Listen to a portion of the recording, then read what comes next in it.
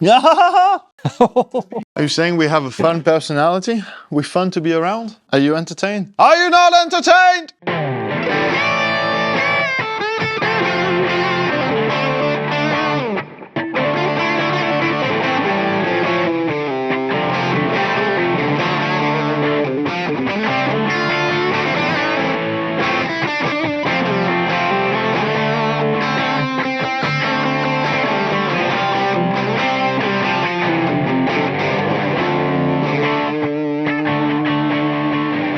Hey everyone, Kris here. And my name is Guillaume. Welcome to Thoman's Guitars and Basses. Woo! Woo! And to this video, today's video, you found it. This is the one. This is the video you were looking for. This is the video of today. Where Kris and myself will be looking at the brand new Epiphone. I got confused for a second. Epiphone. You touched the headstock, it's like, get Epiphone. Inspired by the Gibson Custom shop. Those are new-ish models. They're new in stock, at least. They've been announced for a while. We've seen the headstocks on several models that we've tried on the channel already. The first one was the Gary Moore model to come out with the open book headstock. And so, yeah, those are inspired by Custom Shop. What does that mean, Kris? Well, actually a lot. It is literally a budget-friendly Custom Shop guitar. Some specs are even more Custom Shop-y than non-Custom Shop standard, Gibson. yeah, US made Les Paul. The standard US made Gibsons. So yeah, these are not the cheapest ones for sure. Yeah. And I've seen a lot of comments being sort of worried about prices, you know, being introduced to the Epiphone range that were never, you know, a thing before.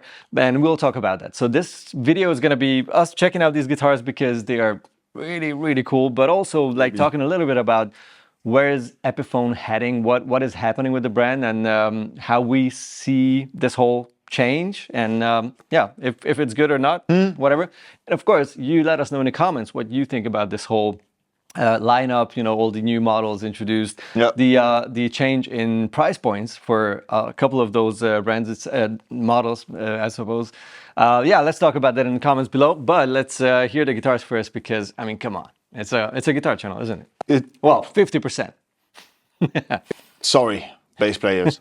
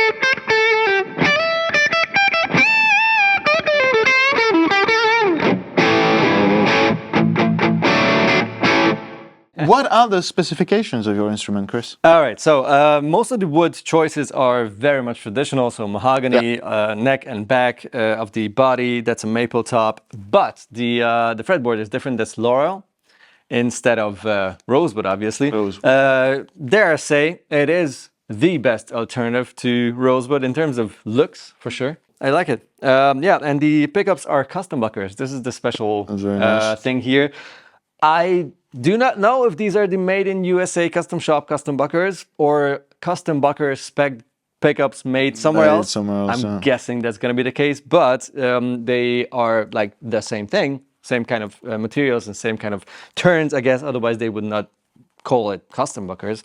ABR bridge. It's got which the is right, again yeah, very it's got nice the to right see, bridge, yeah. and an aluminum Aluminum.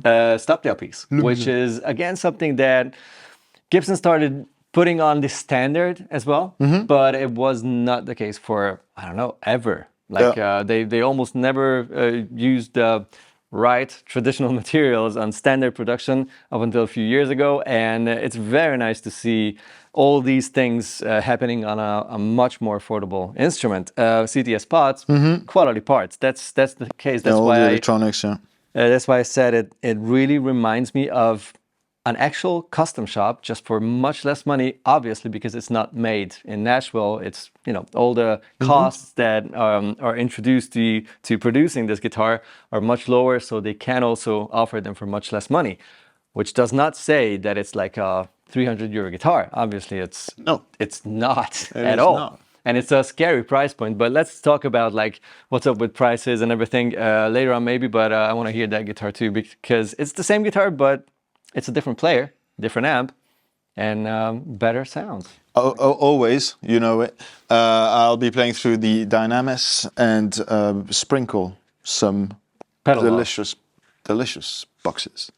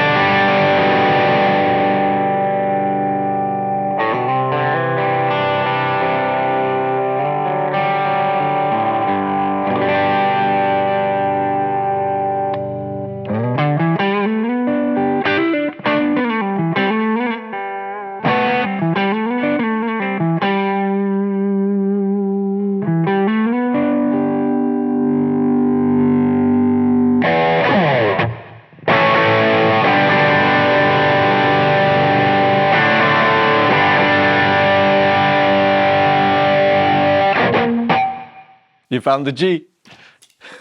I lost the G for a little while. G, oh, you found it. Well, throughout this noodling, you might have been able to have heard. You might have had been. Hey, you might have had been. You might have had been. Heard it. Able to heard it.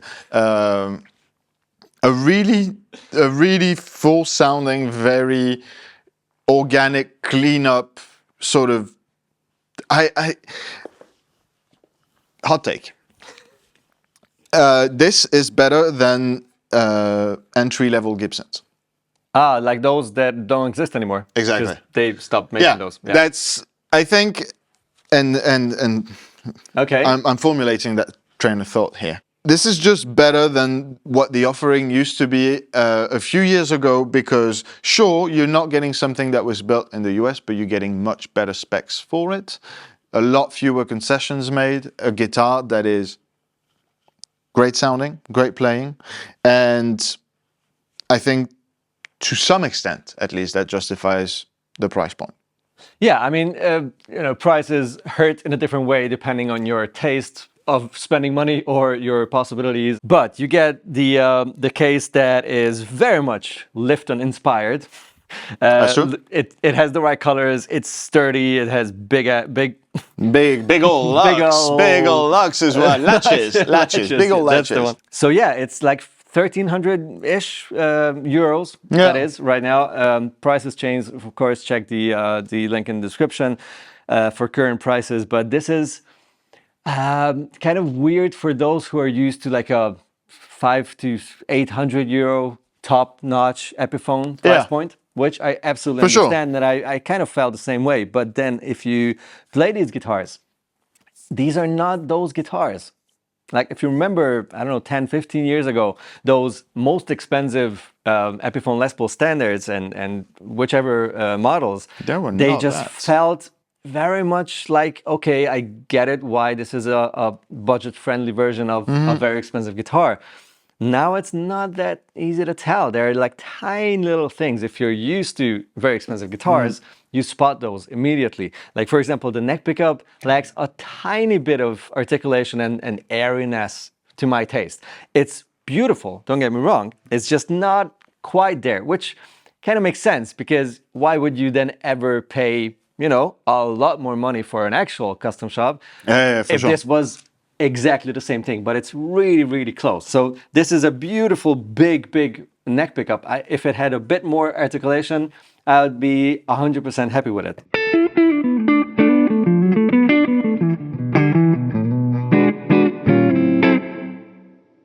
Jazz. Beautiful, but it sounds like my guitar if I turn the tone down it quite a bit, you know, which it's a taste thing. I know how many people love that big, warm Les Paul neck pickup sound. It's totally fine. It's just, you know, our take on this. Yeah, he loves it. And also the neck. This is a really nice, it's called the like a 59C, but I would late 59. say like, yeah, very late 59. I'd say it sits right between like the actual custom shop 59 and 60s neck profile. Yeah. Which again, is not always very accurate because if you played actual original ones, the 59s are already quite thin and the 60s are paper thin, like modern thin. Yeah. Most of them, I know. Yeah, depending on the week. The 59s I played, the 159 and 260s I played were all like, what? How can they be so thin? So I guess this is a more actually accurate 59 profile than the custom shop ones, which, you know, if you like big necks, you like the custom shop more than the actual traditional one. So what they did is sacrifice the super competitive price point of a guitar like this for a realistic price point for what you get out of Asia. And for that, they upped everything. Like they upgraded literally everything on these guitars. And I kind of like it, especially because they did not stop making the affordable entry-level guitars. Yeah, they're still there. That's the thing. Like if you want the old school Epiphone, you can still get it. You know, you have a starter pack, you have the standard like studios and the whatever, like the special models. Special 2 or something. Yeah. You can get really good, you know, well-priced sort of entry-level, very affordable guitars. But now you have these kind of guitars with the open book headstock that kind of replace, as you said, the entry-level US-made Gibsons, which they don't make anymore.